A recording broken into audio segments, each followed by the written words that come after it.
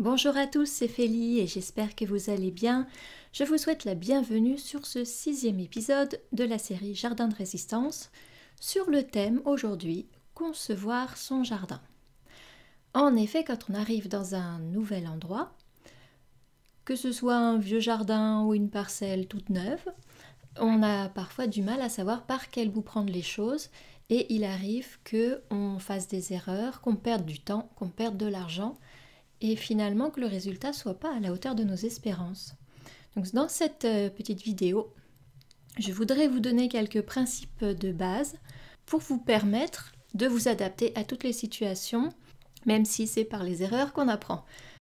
Alors, pour cette vidéo, il faut déjà avoir pas mal compris et intégré les principes que j'ai exposés dans les premières vidéos de cette série, donc les vidéos 1 à 5, que ce soit sur le sol, sur la faune, la flore, ou sur les changements climatiques, et puis le premier introductif aussi.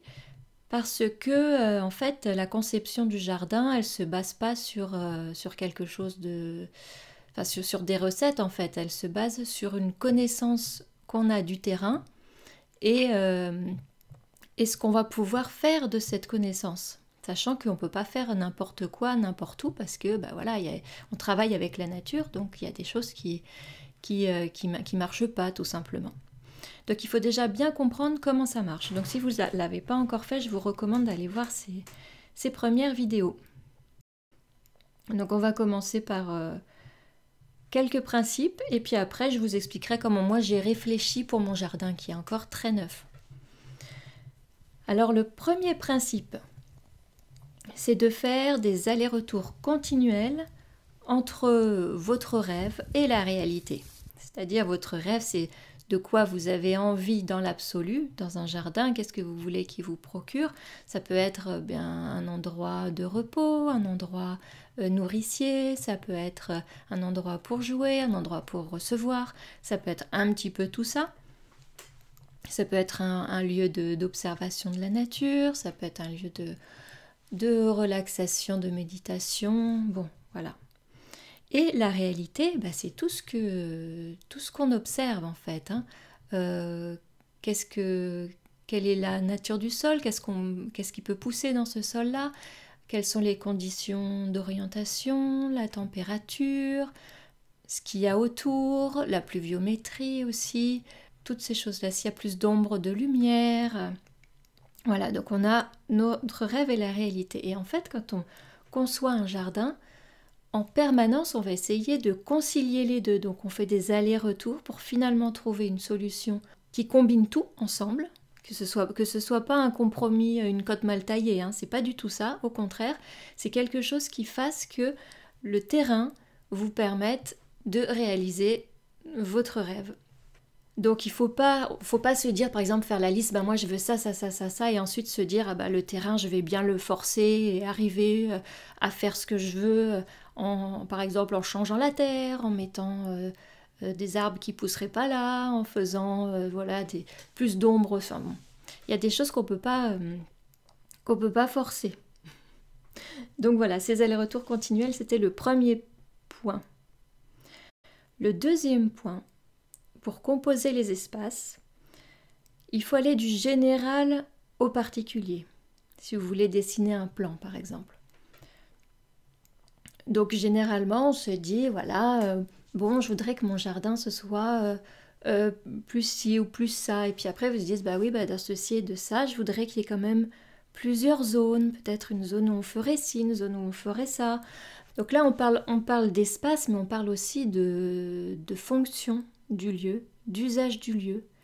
Par exemple, si vous aviez décidé dans votre rêve de se dire moi je veux un lieu pour la méditation par exemple, vous dites qu'est-ce qu'il me faut, à quoi il faut que ressemble le terrain pour que je sois bien à méditer là-dedans. Et là vous réfléchissez, est-ce que je suis mieux à l'ombre ou au soleil? Est-ce que je suis mieux dans le vent ou dans le courant d'air, ou alors dans un air complètement sans vent? Est-ce que je préfère être dans le silence ou entendre des sons? etc. Et tout ça, ça va vous permettre après de rentrer plus dans le détail, de vous dire, par exemple, si vous préférez méditer au soleil, vous dire, bon, bah, comment je fais rentrer le soleil, comment je fais la clairière. Si vous préférez être abrité du vent, vous direz, bon, bah, alors comment là je vais planter ou je vais construire quelque chose pour que je sois abrité du vent, etc., etc. Et ensuite, si par exemple vous dites, ah bah là je voudrais bien une petite haie pour me faire de l'ombre ou me couper du vent, par exemple, alors qu'est-ce que je vais mettre comme plante dedans? Et voilà. Et petit à petit, on arrive comme ça dans le détail où on est vraiment dans les choses très très concrètes à choisir la plante, le matériau, etc. Donc ça, c'était le deuxième principe, aller du général au particulier pour composer les espaces. Alors ensuite, le troisième principe, c'est un principe qu'on trouve dans la permaculture. On a une chose qui sert à plusieurs usages et inversement, qu'un usage doit être rempli par plusieurs choses. Donc là, on est dans le fonctionnement du jardin, dans la dynamique. Et ça, c'est très très lié aussi avec le côté écologique en fait. Par exemple, dans votre jardin, vous pouvez avoir une mare, parce que la mare, c'est chouette. Il y a plein de choses qui vivent, plein de choses à observer. Et puis, en plus, on protège la biodiversité, donc c'est bien aussi. Et puis, ça peut avoir aussi l'usage de récolter les eaux de pluie. Si vous avez un terrain un petit peu humide, vous faites une mare en bas de terrain, dans un point creux, et puis ça recueille les eaux. Et comme ça, le reste de votre jardin est mieux drainé. Donc voilà, c'est une mare qui sert à plusieurs usages. Et après, on peut se dire, l'usage, par exemple, eau, voilà, pour arroser, je peux avoir plusieurs choses. Donc par exemple, on peut avoir la mare qui récupère l'eau de pluie, donc c'est bien, après on peut arroser des plantes du jardin. Et puis on peut se dire aussi qu'on a une récupération d'eau de pluie de toiture, par exemple, qui peut encore servir, c'est un deuxième point d'eau. Et puis on a aussi l'eau du réseau, si on a besoin d'un troisième point d'eau. Comme ça, si jamais il y a des problèmes, si vous avez par exemple des restrictions d'eau en été, si votre réserve d'eau, de récupération d'eau de pluie est pleine, vous pouvez quand même continuer à arroser vos plantes. Donc c'est plus de résistance, plus de résilience en cas de problème. Donc voilà, ça c'était un exemple pour vous montrer cette chose pour plusieurs usages et un usage rempli par plusieurs choses. Le quatrième principe, c'est que tout ce qui n'est pas encore aménagé doit être laissé sauvage. C'est-à-dire que quand vous n'avez pas une idée très précise, et tant que vous n'avez pas une idée très précise de ce que vous voulez faire à un endroit, vous le laissez évoluer à sa façon.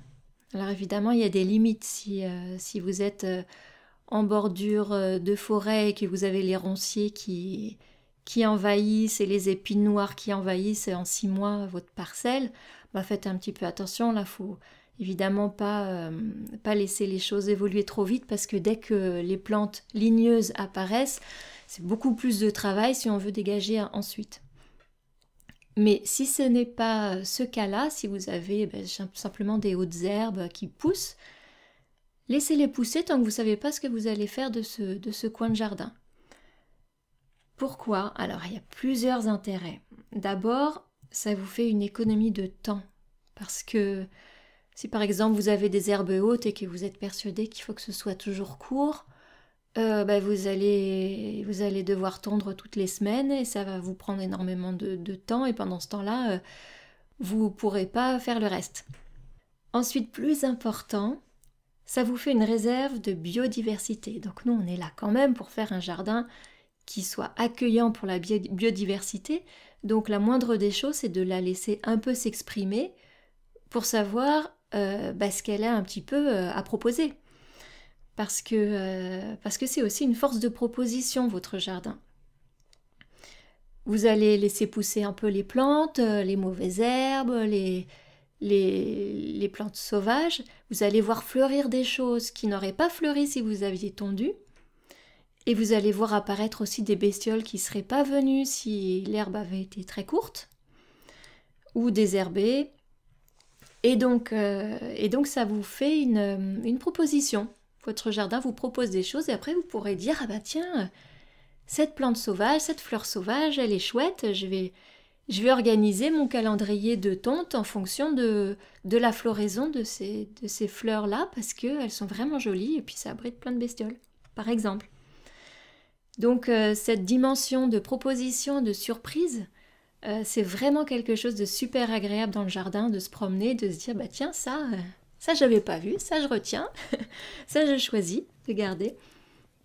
Donc ça vous garde l'esprit ouvert pour la suite et puis aussi ça vous donne du temps pour maturer votre projet sur la parcelle en question, sur le petit bout en question. Ça vous donne du temps pour changer d'avis si par exemple vous aviez décidé de quelque chose et puis que en travaillant ailleurs dans le jardin, vous dites « Ah bah non, en fait, ce serait mieux, puisque je fais ça là, de combiner dans cette parcelle-là autre chose. » Voilà, vous avez le temps de changer d'avis. Et puis, ça vous fait donc une économie énorme de temps, justement.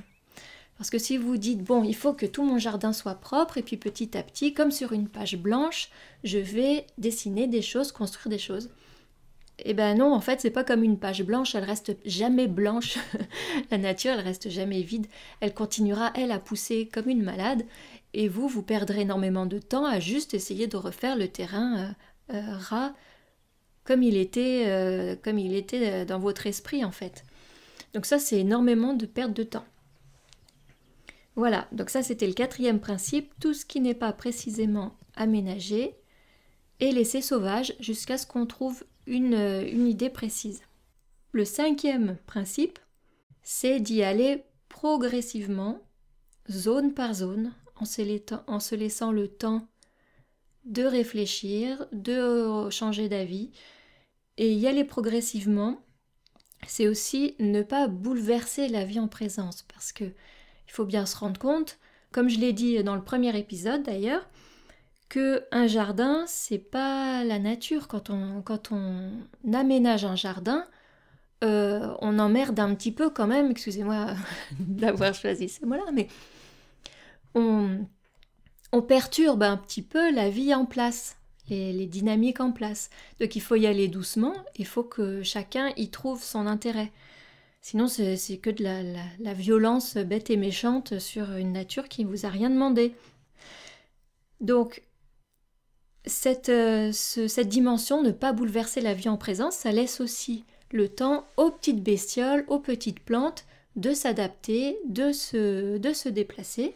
Oui, les plantes aussi se déplacent par les graines, les stolons, etc.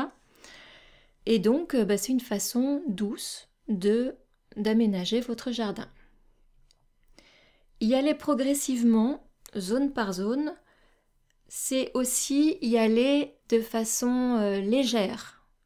C'est-à-dire que vous n'allez pas arriver avec votre benne de béton en vous disant « Bon là, je veux une allée, allez pof, on minéralise et il y aura une allée. » quoi. Non, c'est y aller légèrement, donc vous dire « Bon peut-être qu'une allée à cet endroit-là, ce serait une bonne idée. » Parcourir le chemin plusieurs fois, essayer, attendre, revenir 15 jours après, vous demander si vraiment c'est le meilleur endroit pour mettre le sentier. Et peut-être quand vous serez persuadé vraiment, vous vous dites, bon alors, comment je vais matérialiser ce tracé dans mon jardin? Et éventuellement, vous pouvez décider de faire une allée minéralisée. Mais il faut savoir que si vous changez d'avis, ce sera compliqué, ce sera lourd de défaire et coûteux. Voilà. Donc il faut être très conscient de ce qu'on fait, toujours. Donc y aller progressivement, c'est tout ça. Donc ça nous fait 5 principes. L'aller-retour continuel entre votre rêve et la réalité du terrain. Deuxièmement, aller du général au particulier pour composer les espaces. Troisièmement, une chose sert à plusieurs usages et un usage est rempli par plusieurs choses. Quatrièmement, tout ce qui n'est pas encore précisément aménagé est laissé sauvage.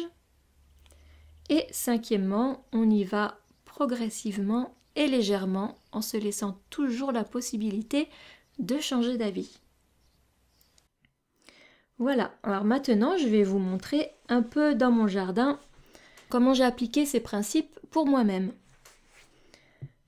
Donc mon rêve pour ce petit jardin nouveau où j'ai aménagé en 2018, c'était d'avoir mon espace à part, d'être bien tranquille dans mon jardin et en même temps d'avoir une vue dégagée quand on est à l'intérieur. J'ai la chance d'avoir la vue sur la mer, donc j'allais pas boucher ça. Mon rêve ensuite, c'était d'avoir plein de vie à observer parce que j'adore la nature, j'adore m'asseoir dans l'herbe et regarder les coccinelles ou les araignées ou travailler les fourmis, toutes ces petites choses-là. Pour moi, le jardin idéal, c'est aussi un lieu de repos. On peut aller s'asseoir confortablement, par exemple avec un bouquin et une boisson et s'installer tranquillement. Et là, on est dans un environnement génial, avec juste le petit courant d'air qu'il faut, pas trop de soleil, pas trop d'ombre, et un environnement beau et agréable. Voilà. Et je voulais enfin comme rêve pour ce jardin qu'il soit aussi un peu utile, qu'il soit nourricier d'abord, et puis qu'il m'aide à faire des économies. Et pour ça, le lier aussi au fonctionnement de la maison, que le jardin soit dans la même boucle que la maison, pour ce qui est des matières organiques, rien que faire le compost par exemple, ou l'eau, voilà, et que ça soit aussi un abri pour la faune. Et donc, j'ai organisé comme ça mes principaux espaces. Donc j'ai une terrasse haute qui à la base est vraiment très caillouteuse mais qui a une très jolie vue sur la mer, qui est en hauteur. Et là je me suis dit que j'allais la laisser caillouteuse en fait et mettre des plantes qui aiment les terrains très drainés et que ce serait plutôt ornemental, pas trop du coup nourricier puisque le sol n'est pas adapté pour faire un potager, donc ce serait plutôt ornemental, un endroit où je pourrais m'asseoir pour voir la vue par exemple. Ensuite, j'ai une terrasse basse et là, il y a plus de terre. Je me suis dit, bah voilà, c'est là que je vais mettre le potager. Potager en clairière et forêt-jardin. Donc, en fait, là, ça va évoluer parce que pour l'instant, c'est très, très clair. Mais j'ai des arbres qui sont très jeunes et quand ils seront plus gros, bah, ça va changer l'environnement, bien sûr. Donc, pour l'instant, j'ai des zones on va dire, de potager qui plus tard seront simplement en verger parce que l'ensoleillement ne conviendra plus à mes plantes potagères. Donc pas à toutes, mais à certaines. Donc il y a des choses qui vont se déplacer. Pour l'instant, j'ai des fraisiers sous des arbres fruitiers, mais quand il y aura complètement de l'ombre, quand les arbres fruitiers feront complètement de l'ombre, je déplacerai les fraisiers dans une zone qui, elle, restera ensoleillée. Et qui, elle, c'est une zone qui pour l'instant n'est pas encore préparée pour recevoir des plantes potagères.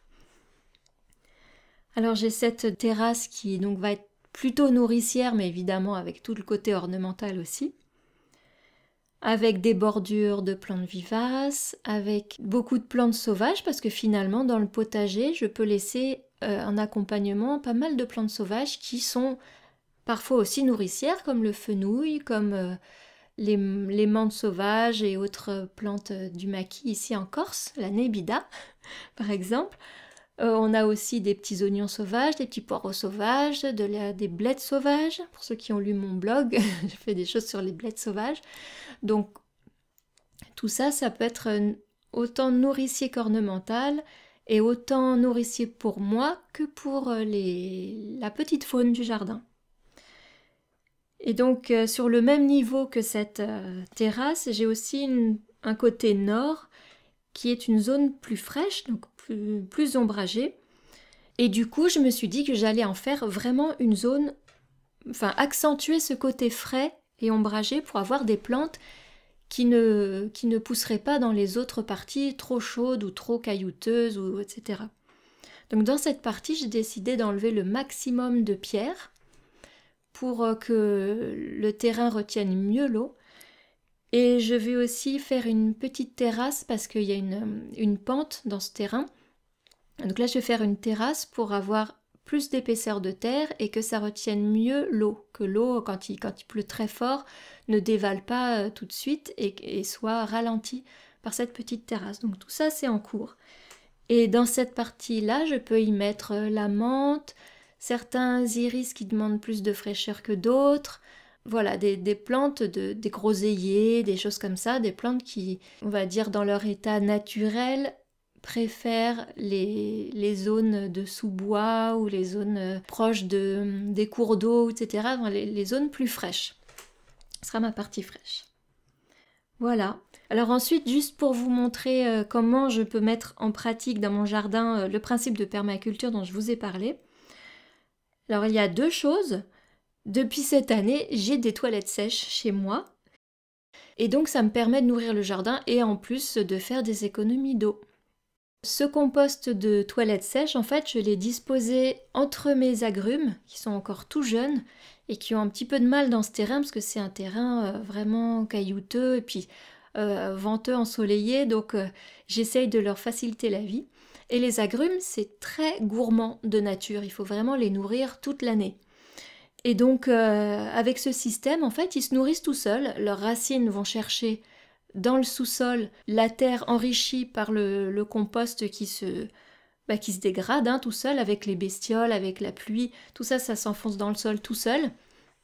Donc moi, je peux récupérer les parties, une fois que le compost est fait, je peux récupérer le compost pour l'étaler là où je veux. Mais les petits arbres eux-mêmes vont se nourrir directement dans le sous-sol grâce à leurs racines. Le deuxième exemple, c'est la vigne et le futur palissage sur des arbres. Donc ça, la vigne palissée sur des arbres, c'est quelque chose qu'on voit dans l'Europe du Sud, au Portugal par exemple. Ils font grimper leurs vignes sur les arbres.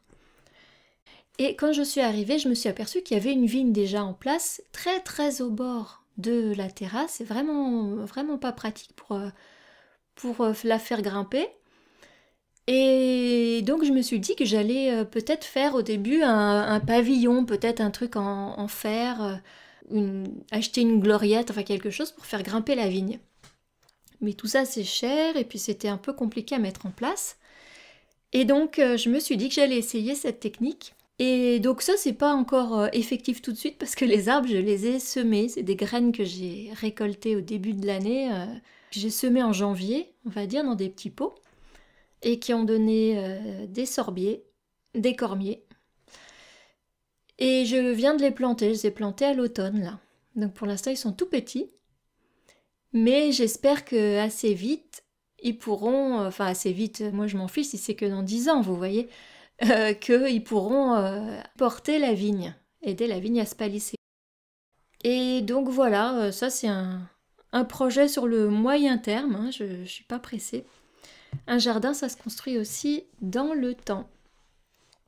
Voilà, j'espère que cette vidéo vous aura plu, qu'elle vous aura été un peu utile. N'hésitez pas à me poser des questions en commentaire. Je vous souhaite une bonne continuation et jardinez bien.